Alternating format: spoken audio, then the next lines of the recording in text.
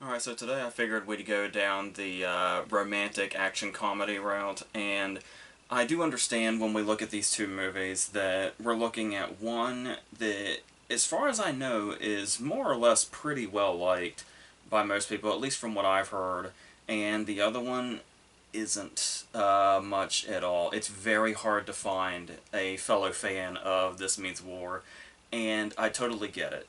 Like, if you want to talk about the term guilty pleasure, I know it's getting more and more popular to say, oh, you shouldn't really say guilty pleasure, because if you like something, and that's the way it is, and that's great, you should embrace that. And I totally agree with that. But here I will have to say, yeah, there is, some feeling, some feeling of the guilty part of guilty pleasure when I watch This Means War and get a lot of enjoyment out of it.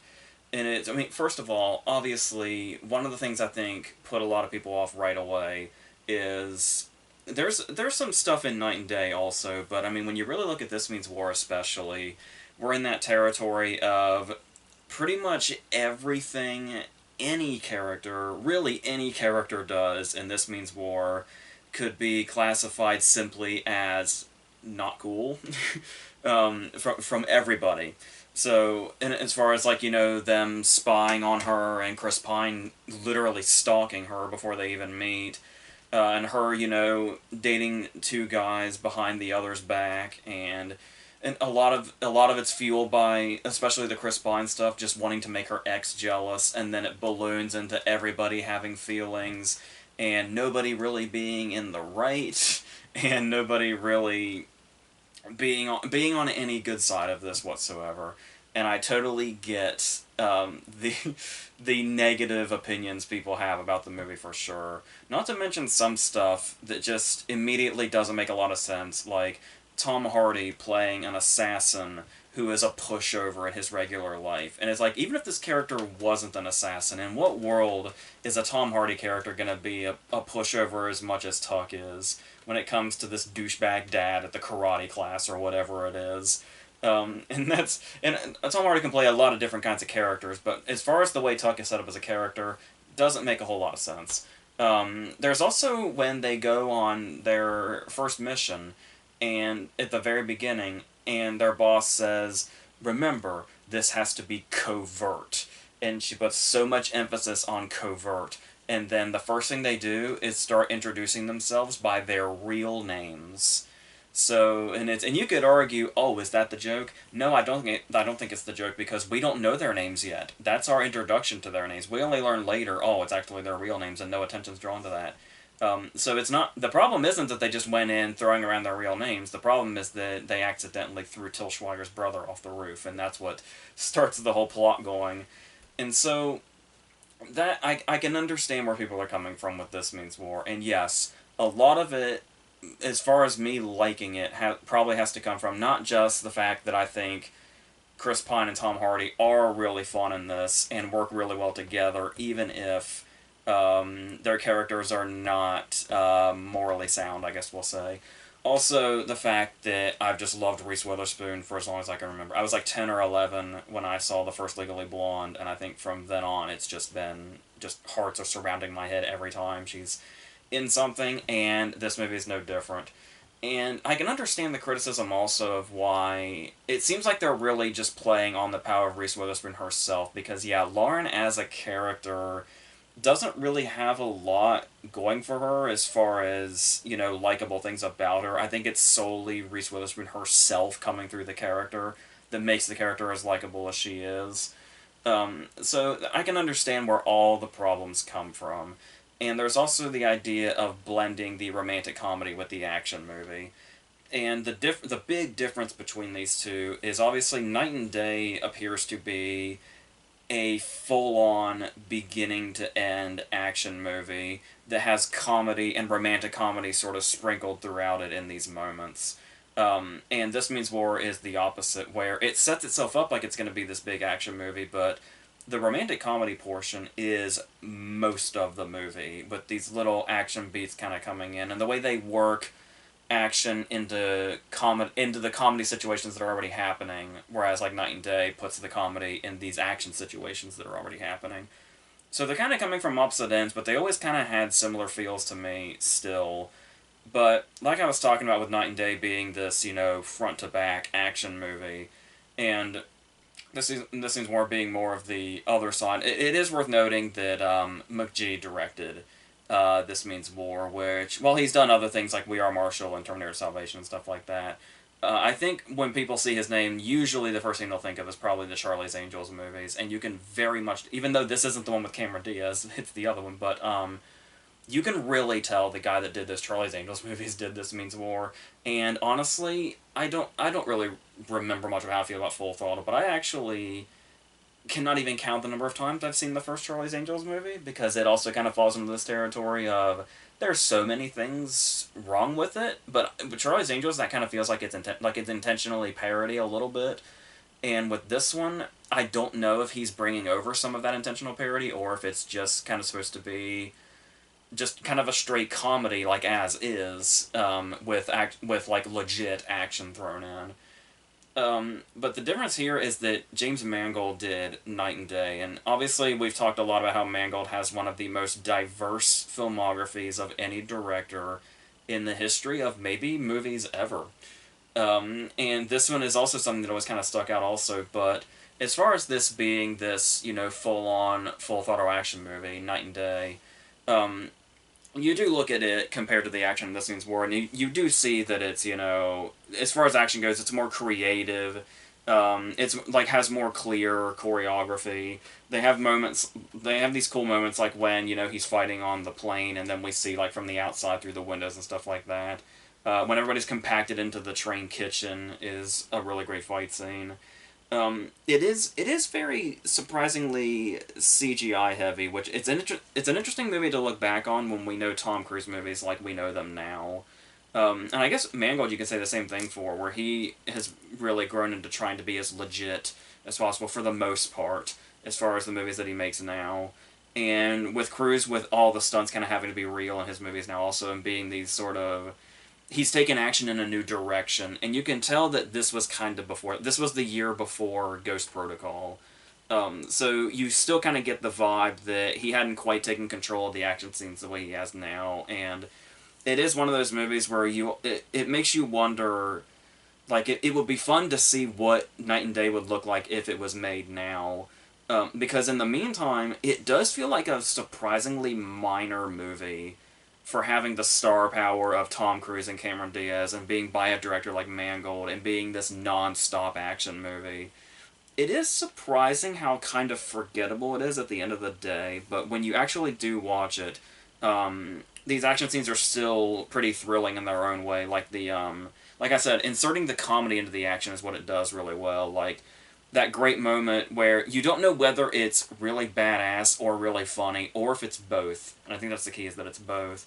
When I think it's after she's been taken by Peter Sarsgaard the first time, and he shows back up, and this action scene breaks out, and this chase scene breaks out, and we get moments like when this motorcycle cop is coming behind them, and he goes over them, and then it's just his bike, and the cop is gone by the time he's reached the other side of the car. And it sets up, the Roy character, his fake name is Roy, and has this kind of, Tom Cruise-like action hero. But the great thing about it is that it has combined Tom Cruise's ability for action scenes and his ability for comedy, which kind of seems to have gone by the wayside a little bit. Because, yeah, it was a couple of years after Tropic Thunder and stuff like that, but taking Tropic Thunder out of the equation, there was a lot of cases where his characters could just be naturally funny, where it wasn't like an over-the-top kind of thing, and it wasn't like a pure comedy sort of thing, where just he could find comedy in his charisma and bring it out.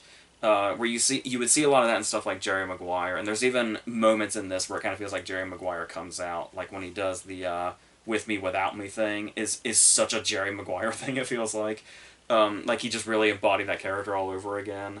But yeah, and the moments when he's calmly talking through the windshield during this same chase we were talking about. And that kind of has that feel throughout, where it does feel like action and comedy, one doesn't really take over more than the other. It's almost pretty much any time we have an action scene, there's going to be some kind of comedy beats thrown in throughout it. And you would think that would get tiresome, but when the movie sets itself up as the fact that that's its tone, like that's the tone it's going with the whole time, then you can kind of embrace how you're essentially watching a comedy just as much as you're watching an action movie. Which, like I said, might not seem like the case at first because there's just so much action in it. I said almost throughout. I don't even think that's an exaggeration. So we also get moments like when he's swinging upside down and he only talks to her when he's like in the path of like when she's in his eye line. Just stuff like that and stuff that feels kind of unexpected. Like even when it feels like we're in like a bad situation, they'll just throw moments like that in, and you realize you're always watching a comedy. I really love the fact that it never forgets it's a comedy. Because that's something that a lot of like comedy dramas do, but there's also a lot of movies that are like supposed to be action comedies that might get too wrapped up in the action portion. And this one's a pretty even balance throughout. And I think a lot of that has to do with Cruz's charisma that's coming through and his chemistry with Cameron Diaz, who also clearly has just as much comedic abilities and probably more experience in comedy. Like I was trying to think as far as the chemistry between her and Cruz and how it's so incredibly potent. I was trying to figure out what these movies would be like if you switched the actresses. And I guess I praised Witherspoon. I've praised Witherspoon just constantly and probably will forever. But the thing is that while she's mostly known for, like, when you think Reese Witherspoon, the first thing you'll probably think of is a romantic comedy, whichever one it may be. But I don't know how much credit, I mean, she's an Oscar winner, but I still don't know how much credit she gets, like, mainstream, for just how incredibly diverse she is. Because for, like, every few romantic comedies, there's something like Wild, or Walk the Line, or one of my personal favorites, Freeway. And when you look at, like, Wild and Walk the Line and Freeway, those are three completely different things in completely different places. But with that said, I was trying to think, and I felt like I came to the conclusion that I could easily imagine Cameron Diaz in This Means War.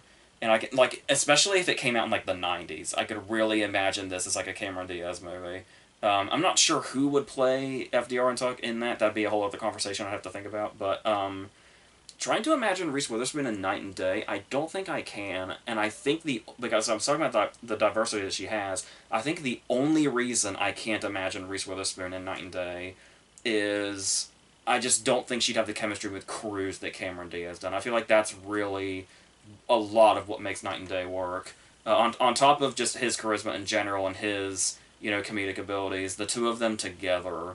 Because if they didn't work, and because it's interesting also because it's a reunion from Vanilla Sky where the characters where they had a different kind of chemistry in that movie, we'll say. So to come over to this and realize that these are the real strengths of me. Like, it's one of those movies where you can really see the star power at work in a way that we kind of see less and less now. But like I said, going on that, Night and Day really probably just wouldn't work. And like I said, it'd be I criticized it before about kind of being forgettable despite who's in it. And the kind of movie it is, but yeah, it would be. This movie would probably be straight to DVD, honestly, if it didn't have Tom Cruise and Cameron Diaz in it.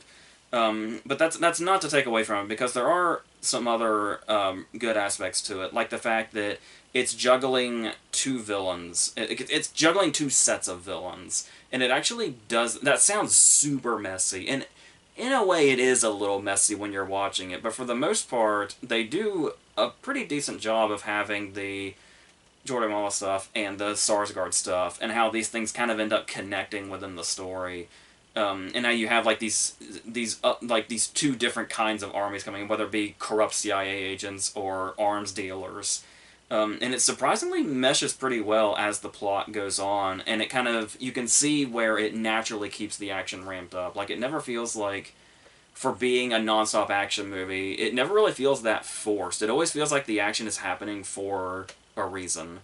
Because another one of those things is bringing the romantic comedy aspect into the action movie and how that's gonna kind of keep moving what happens. We have two different situations going on here, and this Seems More kind of takes us down another direction. So to stay on Night and Day for just a second, I will say that when we have the moment that you expect in the romantic comedy where one of the love interests is going to overhear something and it's going to make them sad and they're going to want to sulk and they're going to want to be away from the other person, and it's like the little breakup scene. Here, Gal Gadot, who didn't really have much talent in 2010 either, I completely forgot she was in this until I was watching it again recently. And he's talking to her, and then Cameron Diaz overhears this, and then it's like, oh, he's been lying the whole time, and the whole, chance encounter, the romantic comedy chance encounter they have at the beginning, it was all staged. So while Roy may not be as dishonest as FDR and Tuck, he was still dishonest enough that it's hard to trust what he might say, and it's like, is in her eyes we can imagine, is he bad or is Sarsgaard bad? Is Viola Davis bad? And we don't. You're just so confused and you don't know what's what. First of all, I do like the idea of not making Viola Davis bad, because that could have been something really easy to do. I like the fact that it's just Sarsgaard, unbeknownst to Viola Davis. But yeah, so the way that works in, and then we have the whole moment where she actually learns his backstory, and that's when that's like the true, oh, I'm really falling in love moment. I love the moment especially. Not only is this scene with his parents really good, and it's this nice sort of breather and it doesn't just feel like this is in screenwriting 101, we need a breather, so let's put a breather in. It actually feels authentically put in, and for his character especially, because when she does, see the stuff there and sees who he actually is, and there's that little moment where it's confirmed that he actually was an Eagle Scout, like he said. Well, it may not say this explicitly. What that basically indicates is that what he was talking about as far as his job goes, there were a lot of hiding stuff of like who he actually is and what was going on there, especially with how they met and how intentional it was. But it also indicates that everything he said about himself and the things that he wanted in life and the stuff that really attracted her to begin with, all of that was actually him. And I like the way this scene kind of confirms that. And so I like the way they use the romantic comedy angles to make the action actually come into play more. And as far as like her trusting him as a character and stuff like that, actually makes it work. As far as This Means War bringing it, like I said, it's more of the romantic comedy than it is the action movie. Because it does have action scenes also and chase scenes also and SUVs flying around like that in both movies. There's a couple of cases here where you could take an action scene out of both movies and not be able to identify which movie it comes from, because they look very similar. But This Means War is a bit more choppily edited, I guess you could say. But as far as it, working that stuff in, there is the nice long take when they're planting cameras and spying on her and stuff like that. As fucked up as it is. They continuously talk about how fucked up that might be, but the fact that the characters address it and then move on, including her, like there's the moment when she's talking about this and she's talking about the sex tiebreaker and she says, "Oh, I'm going to hell." Yeah, what they're doing is more extreme, but they're all kind of pieces of shit, to be honest. And their morals are kind of in the gutter a little bit, but yeah, but we have that. We have the paintball scene, which honestly I find extremely funny. Watching Tom Hardy run around a paintball area and, blowing kids up with a paint bomb, that's just really fun. I remember seeing that in the theater and nearly falling out of my chair. It was just that funny to me. And so, and I have no shame in that. But using that, we also talked about this being the romantic. It might be hard to believe this is the romantic comedy portion when they're doing the fucked up shit. So when they start sabotaging each other, set to the most obvious song, the song that just follows Chris Pine around, I guess. There are moments when they use that's kind of like the action coming in a little bit and their job coming in a little bit. But sometimes there's stuff in here that doesn't make sense either, like how FDR's version of sabotage is to turn the sprinklers on while they're kissing. And it's like, this doesn't work for a couple of reasons, because, first of all, why would you do something that's going to make them want to get out of their clothes quicker? And secondly, yeah, Tug says something about, like, oh, you flooded my apartment. Okay, but maybe we missed a scene where Lauren said, well, if your apartment's fucked, you better come back to my place then, and only increases the chances of what FDR is afraid of happening and is trying to sabotage. So that was it would be a fun montage, but that seemed like there could have been another way that would further prevent them from getting into bed together. But whatever. I do like the one with him. It's so simple of him just shooting FDR with a dart through the window, and the way the song on the soundtrack starts to die down as he's passing out. That's a funny bit to me, I suppose. But as far as them using the typical romantic comedy traps, like we do have the first date scene with her and Tuck, where the trapeze thing might seem odd, but it's new. You know, and romantic comedies are desperately in need of something fresh and something we haven't seen before. Don't think I've seen the trapeze date before, so good on the movie for that. Like I said, as far as the FDR stuff, it is like he takes her to a club and she says, "Oh, he acts like a 15-year-old," and then they kiss to make her ex jealous, and that's apparently where the first spark happens.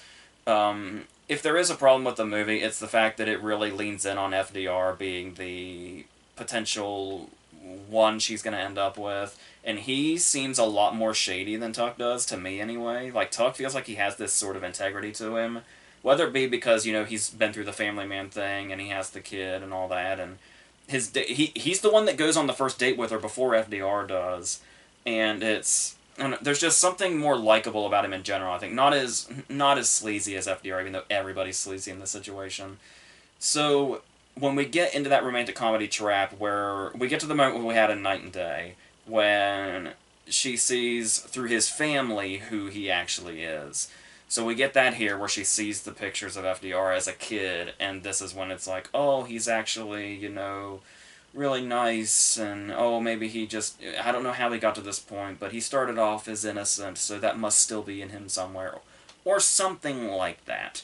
It's very broad about how we're supposed to take this, how just seeing pictures of him as a kid and meeting his mom is going to be, oh, well, he's actually a good guy then. So so there's that whole thing. So I don't.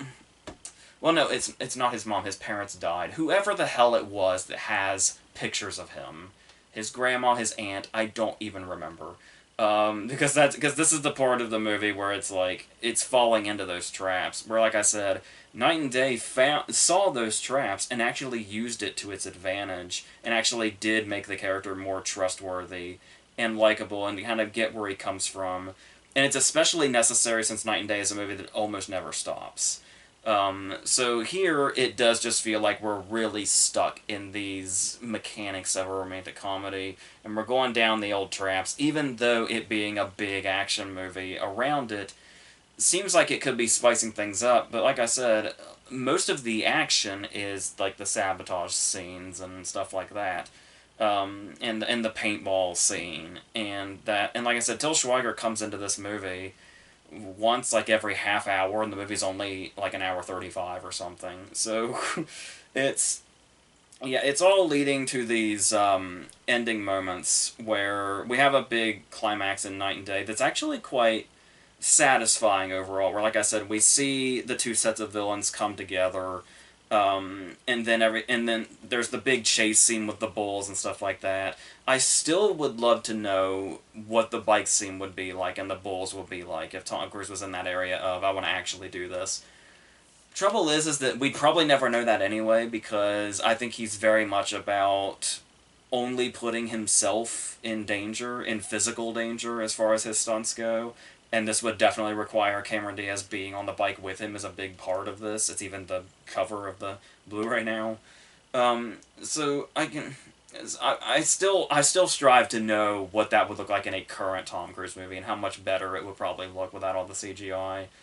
And then maybe just find an actress that could somehow have the same chemistry with him as Cameron Diaz, which would be really hard to match, but who's also willing to do the insane stunts.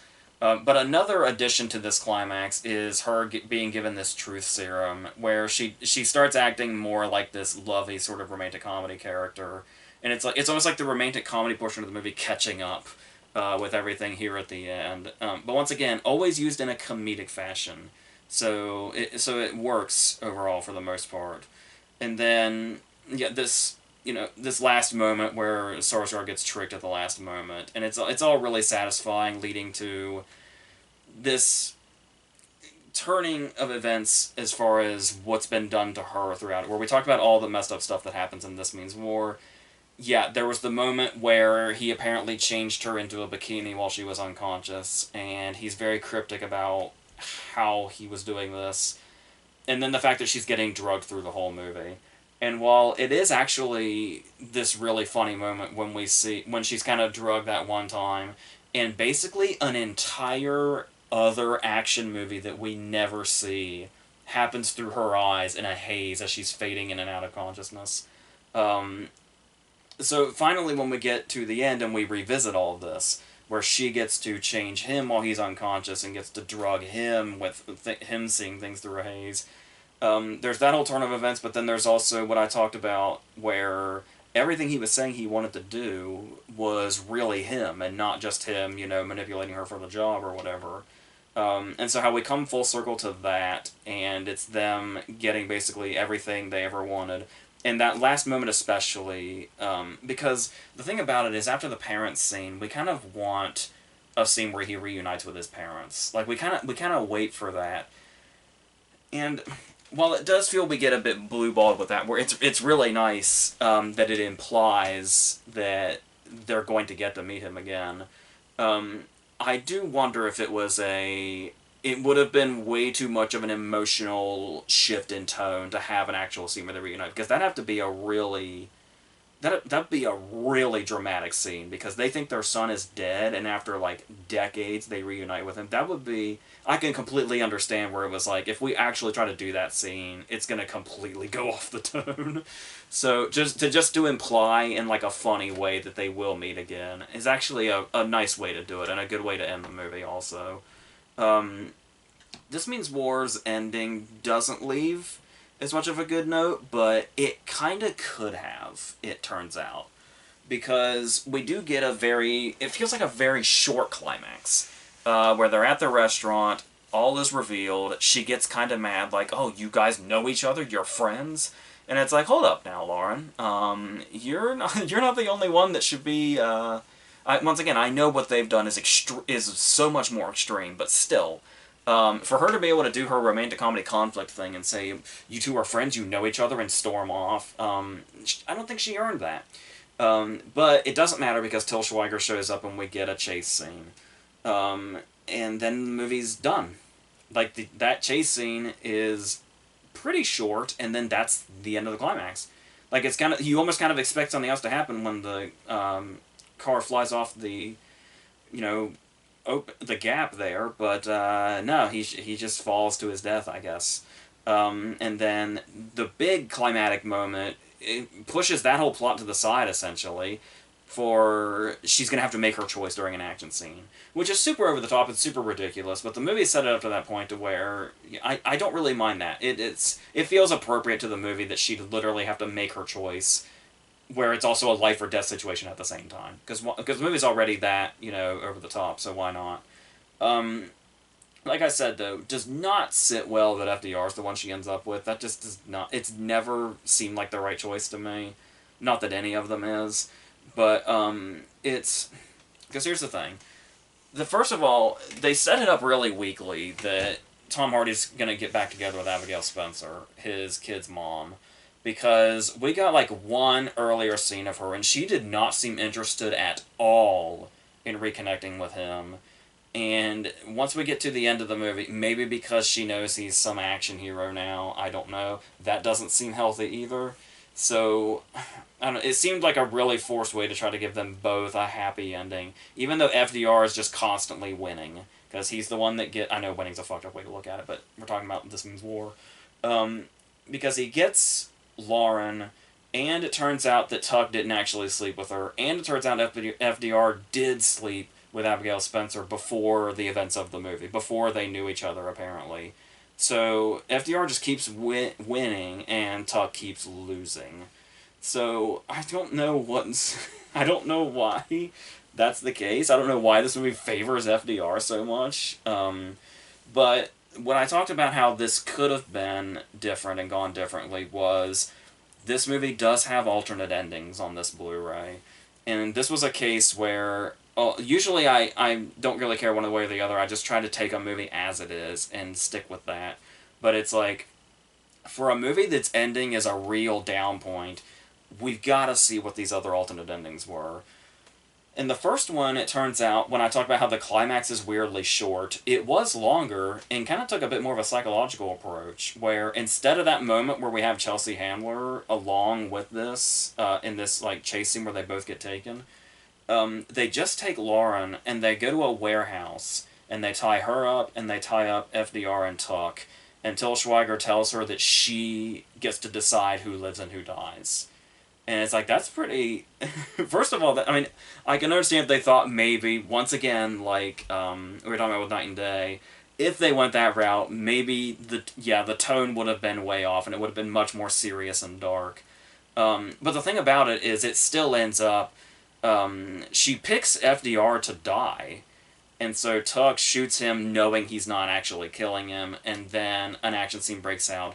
Then it's the chase scene that we know that leads to the gap in the road. And then I guess it plays out as it does. The second alternate ending is probably exactly what you would expect, which is it's the exact same thing where the car is coming and she has to decide. And in the movie, she ends up with FDR and is like holding on to him. In this alternate ending, she's holding on to Tuck. Obviously, clearly, that would be the other alternate ending. But there's another one. One that I really wish they'd gone with, and one that I feel like would have been the best ending for everybody involved. Because it would have taken everything about this whole everybody's fucked up thing and made it... It would have given it the proper ending. When the car is coming, and she's in the middle, she looks at FDR, she looks at Tuck, and then we see the car go over. And typically when we'd see the shot of somebody's alone and she's with the other one, it's her that's alone. And then it's... my first thought when I was watching this was, oh, that's good, she didn't choose any of them. And it's like, oh, so they're all three apart now. And then there's a pan over, and it's FDR and Tuck holding onto each other. And it's like, that works for so many reasons. Because, number one, it does seem like it was never about her, really. It was this competition between the two of them. Secondly, it could be a... well, she, was dating both of us at the same time, we don't need her. But also from her perspective, it could be, oh, they deserve each other because they're fucked up too. And that's honestly the best way to... I don't know. Something tells me this was probably a test audience thing, and they played all of these with the movie, and I guess the FDR stuff would have gotten the best response. That's the only way I can think of how this movie ended up the way it did in its final form. Because that just seems too perfect with Tuck and FDR ending up together and her going her separate way. Because also, when you talk about this having the romantic comedy traps, and I was talking about the moment where, they do the whole sort of breakup thing, there's never... as far as her being upset with them and storming off, that does not have near the emotional impact that them breaking up does. Where it's like, their chemistry is so good together, the moment where they say, what we have here, yeah, that's over now, we're done, we're not friends anymore, and Chris Pine says, oh, I already called in my transfer. That's the moment where it's like, oh, damn, you hate to see it, because they were such great friends. They're fucked up, but they were great friends, they had great chemistry. That's a bummer. And it's... so all the investment in any relationship in this is with them, and has nothing to do with her. So that's not... I don't think that's what this movie was going for at the end. They were probably trying to have their cake and eat it too, and have both aspects of, oh, we want her to end up with one of them, but we also love the fact that they're friends. And I feel much more invested. And as somebody who practically worships Reese Witherspoon, it's like I'd rather just see the two of them end up together without her. So that's... yeah, there's a lot of problems with This Means War, and honestly, when you put it up against Night and Day looks like a top-tier Bond movie. But I don't know. There's still something about This Means War where it's just, if you don't think too much about the fact that everybody's fucked up, and everybody's morals are just completely out the window, there's just something fun about it, and brainless about it if you're going to take that approach. So, I still don't mind it. I still have fun with it whenever I go back to it. But Night and Day, like, I've seen This Means War more times than I've seen Night and Day. But Night and Day is obviously, like, objectively a better movie as far as how well made it is, and the chemistry between Cruz and Diaz, and Mangold as a director. But the other side, I didn't even mention that Paul Dano's in this as the guy that's kind of got the MacGuffin and created it, but and brings a little quirk into the second half of the movie. So yeah, Night and Day is obviously an objectively better movie, but you know, I feel like I have more fun with This Means War, but like I said, maybe that's just the Reese Witherspoon charm, and that's the chemistry between Chris Pine and Hardy. Oh, Tom Hardy's somebody else who obviously I just love, no matter what. So that probably has a lot to do with that. But yeah, like I said, as far as how well made it is and the writing and stuff like that, not, writing there's some stretches, but compared to This Means War, like I said, Night and Day is going to look really good. So objectively, it would have to be Night and Day, but that's where I stand with these.